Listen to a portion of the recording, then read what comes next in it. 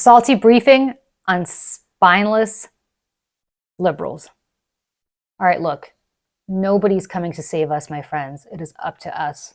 The media that we've relied on all these years, the people from on high and cable television, they've sold out, just so you know. And if they haven't, their ratings are in the toilet.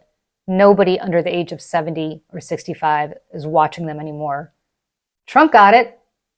That's why the Republicans created a big ecosystem of Joe Rogan and Tucker Carlson and Ben Shapiro and all these other people who all the bros listen to, the younger kids listen to, who influence a lot of them. Democrats don't really have anything like that. We've got the Pod Save America guys, but those are the Obama people, and I feel like, time for new voices.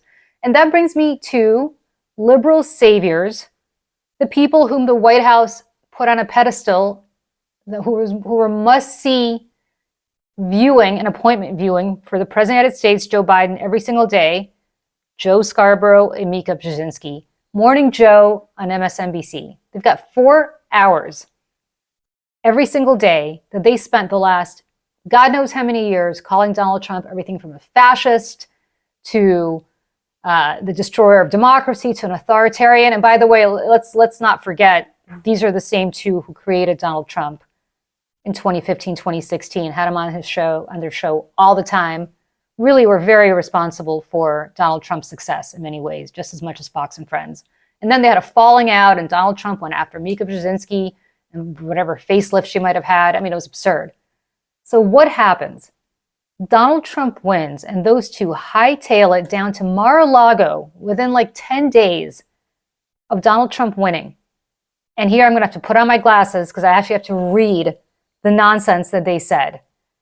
Basically, they said that Mika Brzezinski said Trump was cheerful and upbeat as they discussed issues that they disagreed on, from abortion to the future of democracy. What did Trump say about abortion and the future of democracy? I don't know, because they wouldn't tell us. I mean, this is not journalism. They went down there to kiss the ring, just to be clear, because they were terrified of retaliation. And then the part that absolutely slayed me is that Mika Brzezinski tried to make herself into some sort of statesman-like martyr by comparing herself to Zbigniew Brzezinski, her father, who was the former national security advisor under Jimmy Carter. And she said something like, my father went and met with people he disagreed with all the time back when he was in the Carter administration. And that's how you make people. I mean, are you kidding me? Are you comparing yourself to a diplomat? Zbigniew Brzezinski, with whom I disagreed actually on a lot of foreign policy issues, but he was shrewd enough to literally rig a conclave to get a man named Cardinal Wojtyła to become Pope John Paul II, a Polish pope, in order to help bring about the collapse of communism in Poland. And what does Mika Brzezinski do?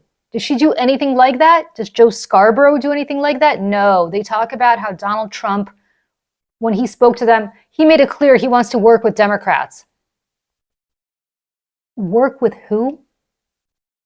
Donald Trump wants to work with Democrats? Ever?